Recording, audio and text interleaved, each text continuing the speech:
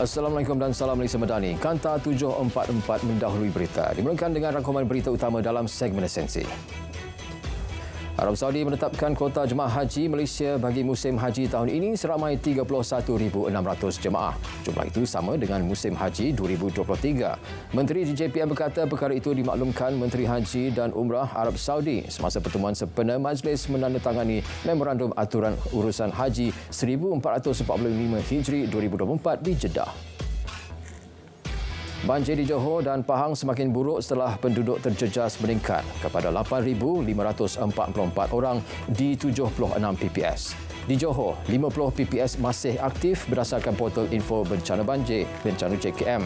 Lebih 7,000 penduduk daripada 1,989 keluarga terjejas. Sementara itu di Kota Tinggi, hujan berterusan dan air pasang penuh menyebabkan aktiviti di pusat bandar lumpuh tengah hari tadi.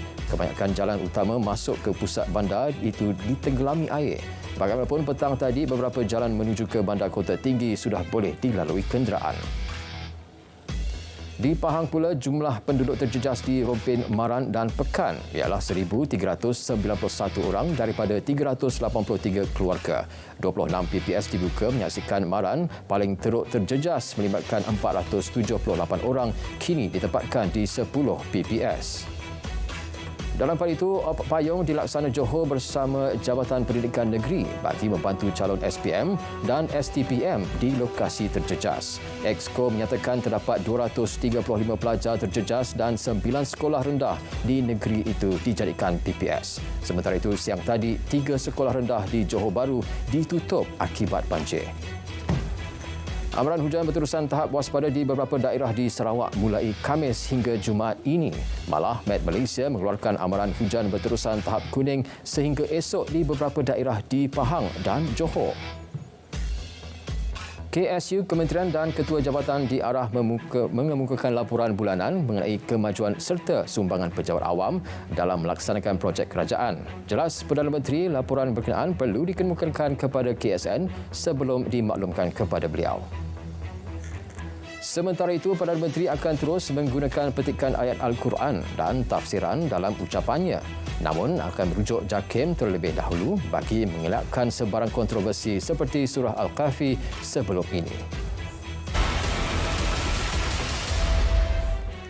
4 individu termasuk bekas mantan Perdana Menteri akan dipanggil SPRM bagi membantu kes siasatan berhubung dana program Keluarga Malaysia. Ketua Pesuruhjaya SPRM menyatakan ia berhubung isu penggunaan dana kerajaan RM700 juta bagi program yang dilaksana antara tahun 2020 hingga 2022 berkait promosi dan publiciti. Dalam pada itu, SPRM sedang mengesahkan kesahihan transaksi syarikat dipercayai memperolehi dana daripada aman Palestin kerana terdapat perkara mencurigakan. Penelitian mendalam perlu dilakukan termasuk berkaitan syarikat sama ada benar atau sebaliknya.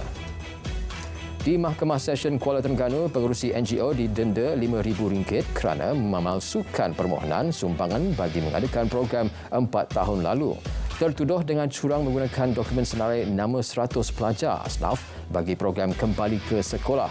Bagaimanapun program tidak dijalankan dan senarai penerima pula menunjukkan 25 nama asnaf diguna secara berulang. Di Alor-Star, penolong pegawai tadbir ditahan SPRM kerana disyaki meminta dan menerima rasuah bagi membatalkan kompaun dikeluarkan agensi penguasa di Kedah. Perintah reman selama 6 hari bermula hari ini. Berdasarkan siasatan, suspek dipercayai meminta sogokan berjumlah RM5,000 daripada sebuah syarikat pada tahun 2022. Licik bergerak sebagai transporter dadah pegawai agensi penguatkuasa sindiket pengedaran syabu terbesar di Sabah diberkas. Menurut Timbalan Ketua Polis Negara, suspek berusia 43 tahun yang kini bertugas di Lembah Kelang sebelum ini bekerja di Sabah. 22 akaun bank bernilai RM420,000 dibekukan serta 18 kenderaan mewah bernilai RM6.6 juta disita. Dalam perkembangan lain, PDRM tidak bercadang mengekstradasi Raja Dadah warga Malaysia yang menghadapi pertuduhan di Thailand.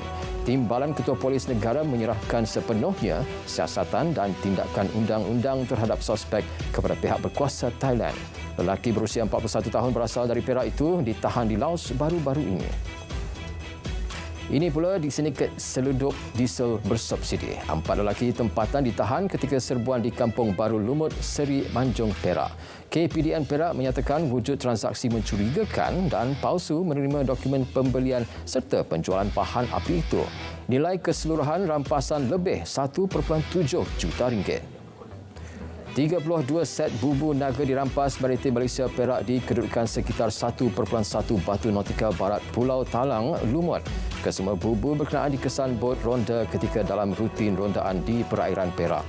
Ia dipercayai dipasang individu atau kumpulan tidak bertanggungjawab. Fasa keempat perumahan rumah setinggan di perkampungan Rumah Setinggan Jalan Atas Paloh, Kota Baru cetus kontroversi. Penduduk anggap pampasan RM1,500 diberi kerajaan negeri melalui Perbadanan Kemajuan Iktisad Negeri Kelantan tidak relevan. Ketua AMK Negeri menggesa pemimpin PAS Kelantan beri keadilan terhadap penduduk. Setakat ini, tiada ahli Parlimen Kota Baru atau wakil kerajaan tampil beri penjelasan. Seorang peniaga di hentian R&R Kemaman akan dikenakan tindakan undang-undang susulan kes keracunan makanan hingga menyebabkan wanita meninggal dunia bulan lalu. Pengarah Jabatan Kesihatan Terengganu memaklumkan keputusan ujian memakmal terhadap sampel makanan menunjukkan berlaku pelanggaran Akta Makanan 1983 dan Peraturan-Peraturan Makanan 1985.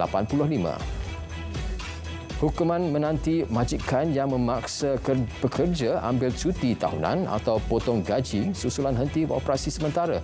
Tegas Menteri Sumber Manusia, Syarikat Swasta atau Kilang boleh dikenakan tindakan di bawah Akta Pekerja 1955 kerana melanggar hak pekerja dan standard minimum penggajian. Pekerja boleh buat aduan kepada Jawatan Tenaga Kerja. Yang di-Pertuan Agong menzahirkan rasa sukacita atas pelbagai kejayaan dan prestasi cemerlang ATM bagi memastikan Angkatan Keramat itu terus kekal lestari sebagai benteng utama pertahanan negara. Barisan Kepimpinan ATM perlu meningkatkan aspek pemerintahan, kawalan serta nilai profesionalisme. Al-Sultan Abdullah bertitah pada istiadat perbarisan menjunjung kasih di kem Perdana Sungai Besi. Ini pula inisiatif bagi menghadapi tempoh 96 jam ketiadaan air di Pulau Pinang yang bermula Rabu ini. 99 lori tangki sedia untuk digerakkan ketika gangguan bekalan air berjadual berlaku. Ketua Menteri berkata kira-kira 80% penggunaan dijangka terjejas. Lebih 800,000 individu telah mendaftar dengan sistem padu setakat semalam. Jabatan Perangkaan memaklumkan Selangor, Johor dan Sarawak menjadi negeri paling ramai mendaftar. Pendaftaran padu dibuka hingga 31 Mac kepada individu berusia 18 tahun ke atas, bertujuan bagi memastikan hanya mereka yang berhak dapat menikmati subsidi. Dalam pada itu, Jabatan Penerangan Kelantan mengambil pendekatan bersemuka dan secara digital dalam meningkatkan kesedaran penduduk berkaitan fungsi sistem padu. Selain hebahan digital menerusi media sosial, Info on Wheels khas turut dilaksana melibatkan lebih 100 komuniti madani seluruh negeri. Kerangka undang-undang sedia ada bagi menangani eksploitasi seksual dalam talian terhadap kanak-kanak sedang diperkukuh. Langkah pengukuhan itu merujuk Akta Kesalahan Seksual Terhadap Kanak-kanak 2017 iaitu kesalahan berkaitan dengan bahan penganiayaan seksual kanak-kanak dalam talian. Ia melibatkan 6 kategori kesalahan dengan hukuman dan tempoh pemerjaraan selama 5 hingga 30 tahun serta sepatan. Seekor gajah jantan liar seberat 1.8 tan yang mengganggu kebun penduduk di perkampungan orang asli RPS Legap berjaya dipindahkan pagi tadi. Operasi pemindahan dilakukan 20 kaki tangan Pusat Konservasi Gajah Kebangsaan dibantu 9 anggota Perkhidmatan Perak. Gajah berkenaan dikesan mengganggu kebun penduduk sejak Disember lalu. Reserve antarabangsa BNM melonjak kepada $113.5 bilion setakat 29 Disember 2023. Reserve tersebut mencukupi untuk membiayai 5.4 bulan import barangan dan 1 kali ganda jumlah hutang luar negeri jangka pendek. Paras Reserve telah mengambil kira perubahan penilaian semula pertukaran asing suku tahunan. Pelaburan asing kekal sebagai pembeli bersih ekuiti domestik untuk minggu keempat berturut-turut.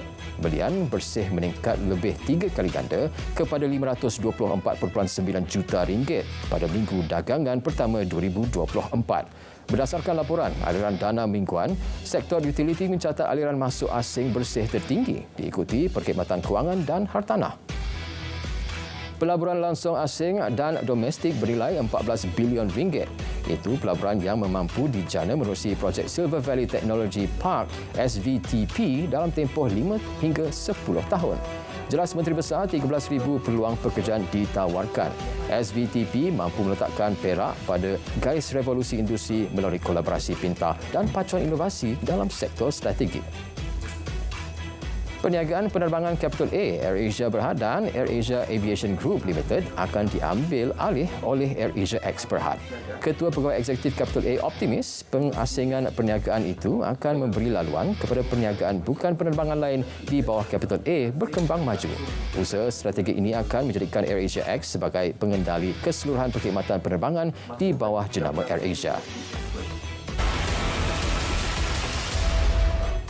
Setiausaha Negara Amerika Syarikat memberi amaran peperangan di Gaza berisiko merebak dan mengancam keselamatan di Asia Barat. Tegasnya, Israel perlu meletakkan kepentingan melindungi orang awam pada tahap tertinggi selain membenarkan kemasukan bantuan kemanusiaan. Dalam pada itu, sekurang-kurangnya 9 terkorban dalam serangan terbaru tentera Zionis di tebing barat. Daripada jumlah itu, 7 penduduk Palestin terbunuh dalam serangan udara di kamp pelarian Jenin. Manakala kanak-kanak perempuan berusia 3 tahun ditembak mati di pos pemeriksaan. Selain seorang lelaki maut ditembak di kampung Abuin, utara Ramallah. Pusat Perlindungan di Gaza kini tidak mampu menerima kemasukan baharu penduduk yang hilang tempat tinggal. Ia memaklumkan pengarah komunikasi agensi kerja dan bantuan PBB bagi pelarian Palestin. Situasi terlalu padat itu berlaku sejak Israel melancarkan serangan udara yang merosakkan 60% infrastruktur di Gaza. Ia diikuti serangan darat yang menyebabkan penduduk berpindah ke kawasan lebih selamat. Di Bangladesh, Sheikh Hasina mempertahankan jawatan Perdana Menteri buat penggal kelima. Ini selepas parti diwakilinya memenangi 3/4 atau kira-kira 220 daripada 300 kerusi parlimen yang dipertandingkan dalam pilihan raya umum negara itu semalam. Di Pakistan, 5 pegawai polis maut manakala lebih 20 lagi cedera selepas trak yang dinaiki menjadi sasaran alat letupan jarak jauh. Konvoi berkenaan dalam tugas melindungi pekerja vaksin di barat laut Pakistan. Tiada pengakuan dibuat mana-mana pihak. Mahkamah Tinggi India memutuskan 11 pembunuh yang disabitkan dengan jenayah rogol berkumpulan tetapi dibebaskan mesti kembali ke penjara. 11 banduan itu dibebaskan pada Ogos 2022 berikutan cadangan panel kerajaan negeri. Mereka terlibat semasa rusuhan agama di barat Gujarat pada tahun 2002 yang mencetuskan kemarahan global. Gempa bumi di Jepun, angka kematian mencecah 168 orang. Lebih 323 orang masih hilang. Gempa bumi 7.6 magnitud melanda semenanjung Noto, barat Jepun minggu lalu turut merenapkan kediaman dan jalan raya. Presiden Majlis Eropah Charles Michel umum akan melepaskan jawatan lebih awal. Keputusan itu diambil bagi membolehkan beliau bertanding dalam pilihan raya Parlimen Eropah Jun depan. Jika pemimpin EU gagal melantik Presiden baharu, Perdana Menteri Hungary boleh mengambil alih jawatan itu buat sementara waktu.